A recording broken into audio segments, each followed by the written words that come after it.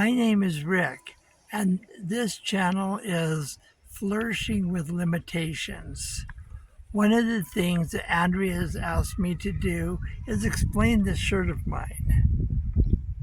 Without having a really good memory, it says something like, Satan knows my name, but calls me by my sin. Jesus knows my sin, but calls me by my name. So what does that mean? Well, Satan knows my name. He knows I'm a child of God. And he knows that I'm part of God's creation.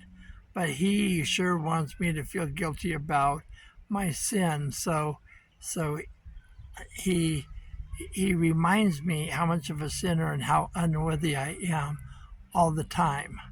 Jesus, on the other hand, knowing my sin, gave his life for me.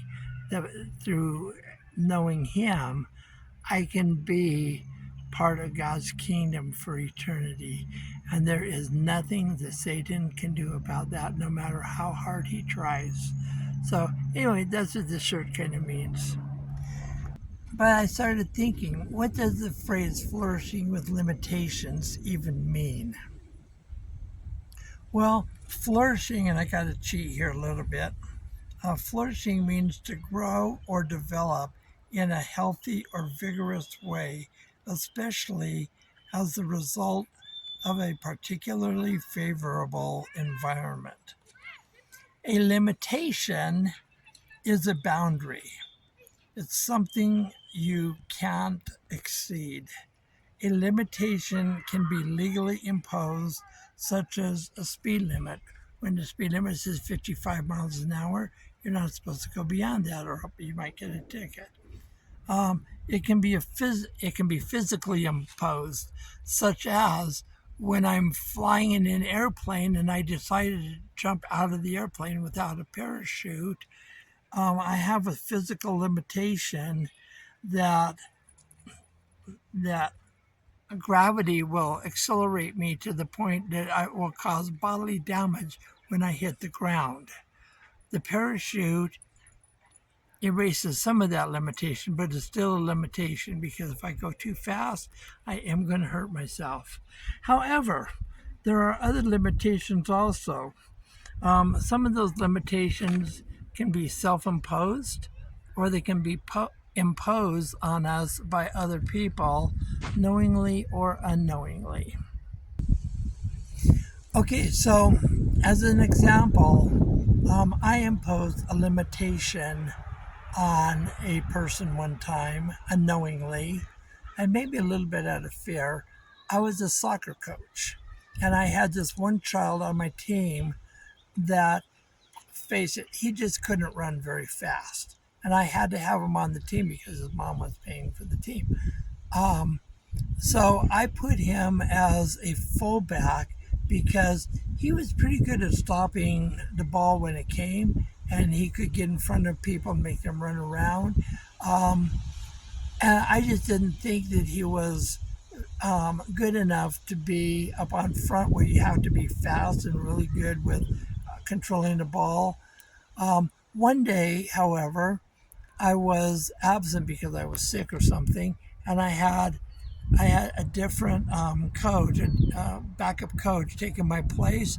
I forgot to tell him that he could only be a fullback. So that backup coach put him as a goalie. Well, it turns out that he was probably the best goalie in the whole league. So when you're playing soccer, it doesn't matter how many points you make, and it doesn't matter how many points the other team makes. It only matters if you make more points than the other team, because if you make more points, you win. Well, I had some pretty good forwards that could score, and they could score maybe 8 points in a game, but that didn't matter if the other opposing team was scoring 12 points against us. We would still lose. But with this guy as a goalie, they could score like 0 points or maybe 1 or 2 points in a game, and we would win. Why? Not because we had really good forwards, but because we had a really good team. And the team kept the other team from scoring at the same time we were scoring. So, anyway, that was the lesson that I had to learn. A very misunderstood verse in the Bible is Proverbs 22:6, which says, "Train up a child in the way he should go. Even when he is old, he will not depart from it." The word is often considered, the word way is often considered as the moral or spiritual direction that child should take. We all know this does not always work. I can train my child up to do everything right, but he will still go astray, for example. But consider the definition of way as the ability to get along well or perform well. That's a dictionary definition. We might look at that definition when considering Proverbs 22:6. Train up a child in the areas he or she is gifted or good at. So we might look at that definition when considering Proverbs 22:6. Train up a child in the areas he or she is gifted or good at. Of course, that takes energy as a parent. But the area that he or she excels in is one in which the child is gifted, and also one that that child actually enjoys doing. And because he enjoys doing it, will excel with it, and that will stay with him the rest of his life. So why do I even bring this up? It's simple. We all have limitations. And we all have areas in which we are gifted. We all might not have a favorable environment that we grow up in, which is one aspect of the word thrive.